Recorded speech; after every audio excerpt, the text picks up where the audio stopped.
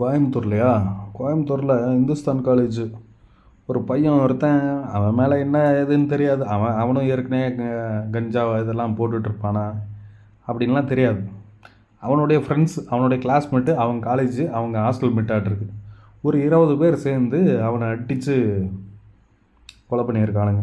அடிச்சுன்னா எப்படி? சும்மா இந்த ஒரே அடி அப்படிலாம் கிடையாது.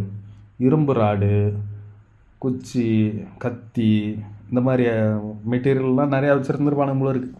20 பேர் சேர்ந்து ஒருத்தவனை அடித்து, நீ சாவுடா அப்படின்னு சொல்லி அடித்தே சாவடிச்சிருக்கானுங்க. அது ஒரு 3/4 மணி நேரம் 1 மணி நேரத்துக்கு மேலே அடிச்சிருக்கிறானுங்க. இந்த படத்துலலாம் வரும் இல்லையா, அந்த மாதிரி.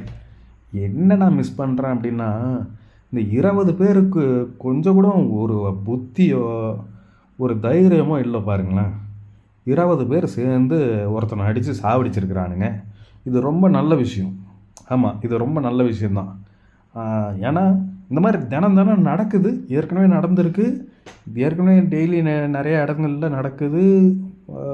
என்ன சொல்கிறது, பல கொலை கேஸ் இருக்கிறவங்க, பல செயின் பறிப்பு கேஸ் இருக்கிறவங்க எல்லாருக்குமே ஜாமீன் கிடைக்குது.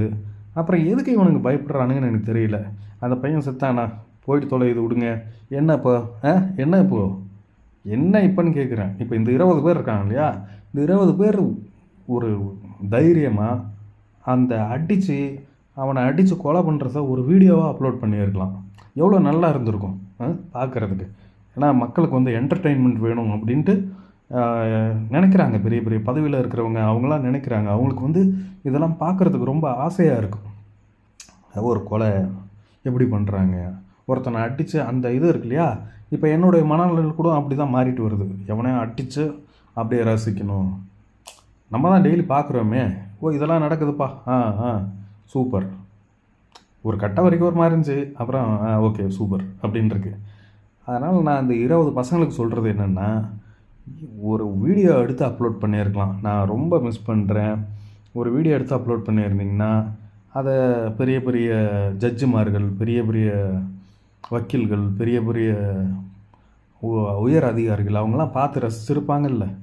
உங்களுக்கு எப்படியும் ஜாமீன் கிடைச்சிரு போகுது. நீ எதை வச்சு எவ்வளோ கொடூரமாக பண்ணாலும் உனக்கு ஜாமீன் கிடச்சிரும் கண்டிப்பாக. இது உனக்கும் தெரியும். ஏற்கனவே உங்கள் மேலெலாம் எப்படியும் ஒரு 4-5 கேஸாவது இருக்கும். ஜாமீனில் தானே வெளில இருக்கீங்க. அப்புறம் எதுக்கு பயந்துக்கிட்டா என்னன்னு தெரியல.